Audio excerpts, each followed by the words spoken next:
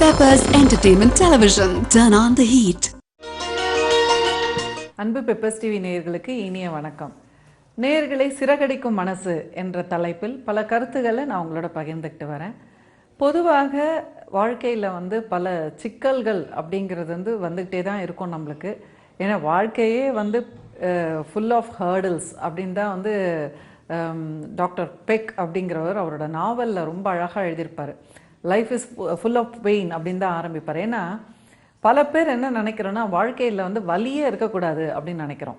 So இந்த மாதிரி சில நேரங்களில் நினைப்பதனால கூட நமக்கு பல வலிகள் ஏற்படுது. ஸோ அந்த விதத்தில் குழந்தைகளை வளர்க்கும் பொழுது சில பேர் குழந்தைகளுக்கு வலியே ஏற்படக்கூடாது, அவங்களுக்கு துன்புறுத்தலே வந்துடக்கூடாது அப்படின்னு சொல்லிட்டு ஓவர் ப்ரொடெக்ஷன் கொடுப்பாங்க.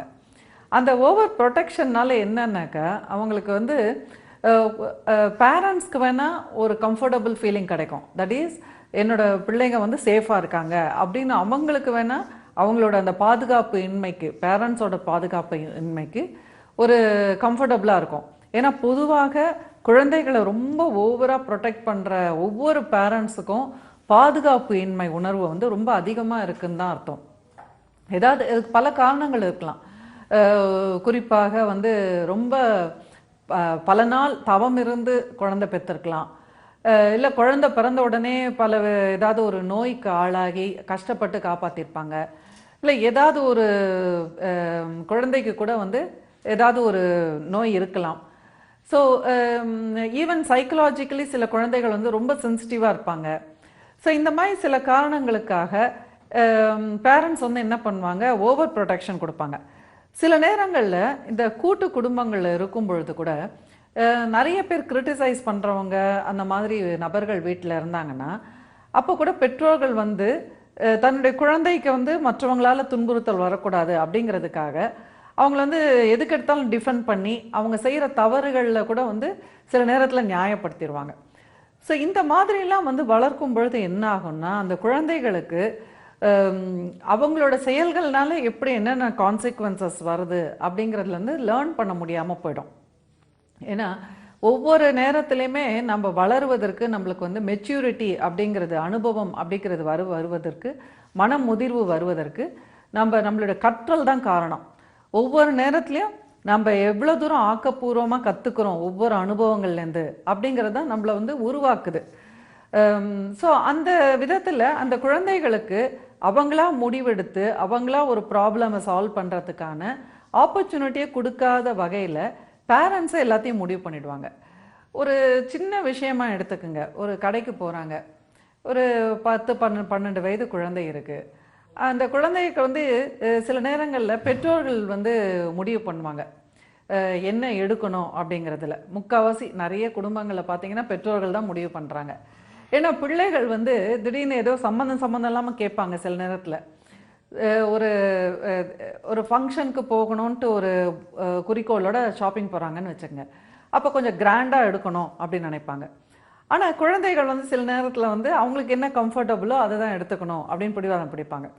ஸோ இந்த நேரத்தில் சில பெற்றோர்கள் திணிப்பாங்க, இதை தான் நீ எடுத்துக்கணும், இல்லாட்டினா உனக்கு ட்ரெஸ்ஸே கிடையாது அப்படின்னுட்டு.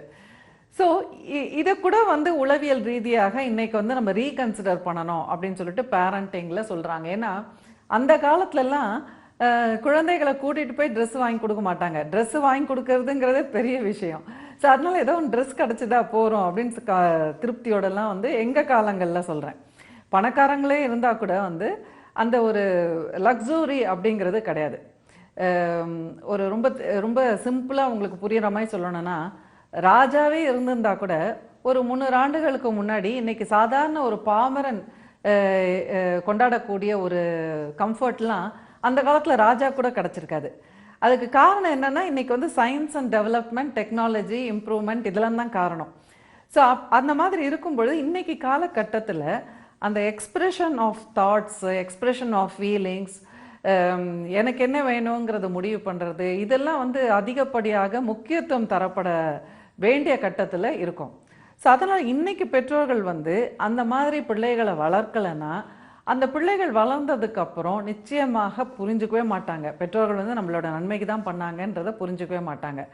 ஸோ இதை நான் திருப்பி திருப்பி பல தடவை நான் சொல்ல வேண்டியதாக இருக்குது. ஏன்னா பல கேசஸில் இந்த மாதிரி சின்ன சின்ன விஷயங்கள் கூட வந்து கவுன்சிலிங் ரூமில் உட்காரும்போது பிள்ளைகள் வந்து கம்ப்ளைண்ட் பண்ணுறாங்க. பெற்றோர்கள் வந்து நாங்கள் அவங்க நல்லதுக்கு தாங்க செஞ்சோம் அப்படின்வாங்க.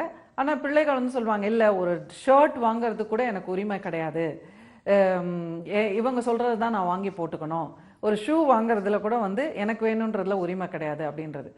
ஸோ சில நேரத்தில் வந்து ப்ரைஸ் அண்ட் அதர் விஷயங்கள்லாம் கூட காரணமாக இருக்குது பெற்றோர்கள் வந்து ஏன் திணிக்கிறாங்கன்றதுக்கு. ஆனால் எது எப்படி இருந்தாலும் பெற்றோர்கள் வந்து ஏன் அப்படி செய்கிறாங்கன்றதுக்கு ஒரு எக்ஸ்ப்ளனேஷன் கொடுத்துடணுன்றது என்னுடைய தனிப்பட்ட கருத்து. இப்போ வந்து ஒரு குழந்தை ஒரு 2000 ரூபாய் பூட்ஸ் கேட்குறான், அதை வாங்கி தர முடியாத சுச்சுவேஷனில் பெற்றோர்கள் இருக்கிறாங்க. ஸோ அப்போ அந்த நேரத்தில் ஸ்ட்ரைட்டாகவே அதெல்லாம் வாங்கி தர முடியாது போப்போ அப்படின்னு சொல்கிறது, இல்லை திட்டுறது, இல்லை அவங்கள வந்து ஷேம் பண்ணுறது, ஓ மூஞ்சிக்கு இதுவே ஜாஸ்தி அப்படின்னு சொல்கிறது, இல்லாட்டினா வந்து நம்மக்கிட்ட காசு இல்லை அதை வந்து ரொம்ப ரூடாக சொல்கிறது, இதையெல்லாம் தவிர்த்துட்டு ஒரு சாஃப்டாக ஒரு கைண்டாக அவங்கக்கிட்ட எக்ஸ்பிளைன் பண்ணலாம். எப்படி எக்ஸ்பிளைன் பண்ணலான்னா, இப்போ இந்த ஷூ ரொம்ப அழகாக இருக்குது, நிச்சயமாக நல்லா இருக்குது, பட் இப்போ வந்து நம்ம கையில் இவ்வளோ தான் பணம் இருக்குது, ஸோ இந்த பணத்துக்குள்ளே நம்ம பட்ஜெட் பண்ணி தான் வாங்கணும், பட் எனக்கு கூட கஷ்டமாக தான் இருக்குது, அதை தான் வாங்கணும்னு ஆசையாக இருக்குது, என்ன செய்யலாம் அப்படின்னு கேட்கலாம். அந்த குழந்தையே கேட்கலாம். அப்போ அந்த குழந்தை வந்து என்ன செய்யலான்னு கேட்டவுடனே அந்த குழந்தைக்கு ஒரு எவ்வளோ பிடிவாதம் பிடிக்கிற குழந்தையா இருந்தால் கூட சொல்லுவான், அதெல்லாம் கிடையாது, எனக்கு நீ வாங்கி தான் தந்தாகணும் அப்படின்னு சொன்னான்னா, சரி வா கொஞ்சம் உட்காந்து யோசிக்கலாம், எனக்கு கூட வாங்கணும்னு தான் தோன்றுறது, பட் எப்படி வாங்கலாம் அதை கேட்கணும். அடுத்து அந்த இப்போ காசு வேணும்ல நம்மளுக்கு, எப்படி வாங்கலாம் அதை அப்படின்ட்டு. ஸோ அப்போ அந்த பையன் வந்து ஏதாவது சொல்லும் பொழுது நம்ம கான்சிக்வன்சஸ் சொல்லணும். நம்ம வந்து அளவுக்கு அதிகமாக இதுக்கே நம்ம செலவழிச்சிட்டோம்னா நாளைக்கு வந்து நமக்கு வேற ஒரு இம்பார்ட்டண்ட்டான விஷயத்துக்கு இந்த பணம் குறைஞ்சிரும் அப்படின்னு எக்ஸ்பிளைன் பண்ணணும். அந்த ஏஜை பொறுத்து அதை நம்ம கொஞ்சம் கொஞ்சமாக நம்ம சொல்ல அந்த குழந்தைகள் புரிஞ்சுக்குவாங்க. தட் இஸ் அம்மா வந்து ஏன் வாங்கி கொடுக்கலன்னா அதுக்கு ஒரு காரணம் இருக்குது, நம்மளை நிராகரிக்கலை அப்படிங்கிறத. ஸோ அடுத்தது இன்னொன்று என்னன்னா, கூடவே நம்ம என்ன செய்யணும், ஒரு கோல் வந்து அவங்களோட மனசில் பதிய வைக்கணும். ரொம்ப சிம்பிளான விதத்தில் அந்த காலத்தில் பெற்றோர்கள் பண்ணிகிட்டு இருந்தாங்க. இந்த ஷூ என்னடா, இதுக்கு மேலே பெரிய பெரிய ஷூலாம் நீ வாங்கி போடணும், அதுக்கான அருகதை உனக்கு இருக்குது, ஆனால் நீ பாரு நல்லா படித்த உன்னை பாரு, உனக்கு நல்ல வேலை கிடைக்கும், அப்போ நீ உனக்கு வேண்டியதெல்லாம் வாங்கிக்கலாம் அப்படின்னு சொல்லும் பொழுது அந்த எவ்வளோ பிடிவாதம் பிடிக்கிற குழந்தையாக இருந்தாலும் சரி, எவ்வளோ வந்து டிசப்பாயிண்டடாக இருந்தாலும் சரி, அந்த குழந்தைங்களுக்கு வந்து சட்டுன்னு கொஞ்சம் அமைதியாகிடுவாங்க. சரி நமக்கு ஒரு நம்பிக்கை இருக்குது, நம்ம இதை வாங்கிடலாம், நம்ம முயற்சி பண்ணணும் அப்படின்னு சொல்லிட்டு அவங்களோட கற்றலில் வந்து அவங்க ஆர்வம் காட்டுவாங்க. ஸோ அந்த ஃபோக்கஸை வந்து அவங்களுக்கு கொண்டு வர்றது தான் வந்து பேரண்டிங். நீ முன்னேறணும், நீ சம்பாதிக்கணும், நீ வந்து உன்னுடைய தேவைகள்லாம் பூர்த்தி பண்ணிக்கணும் அப்படிங்கிறத எப்பப்பெல்லாம் சான்ஸ் கிடைக்குதோ அப்போ நம்ம சொல்லும் பொழுது அந்த குழந்தைகளுக்கு வந்து எவ்வளோ அன்கம்ஃபர்டபுளாக இருந்தால் கூட அந்த நேரத்தில் சில இலக்குகள் வந்து உருவாகும். ஏன்னா இன்னைக்கு படின்னு சொல்கிறத விட அந்த படிப்புனால நம்மளுக்கு என்னென்ன ஆதாயம் கிடைக்கிறது அப்படிங்கிறதெல்லாம் வந்து நம்ம சட்டிலாக சொல்லிகிட்டே இருக்கணும். சரி நேயர்களே, மேலும் பல கருத்துக்கள் உங்களோட பகிர்ந்துக்கணும். மீண்டும் சந்திப்போம். நன்றி, வணக்கம்.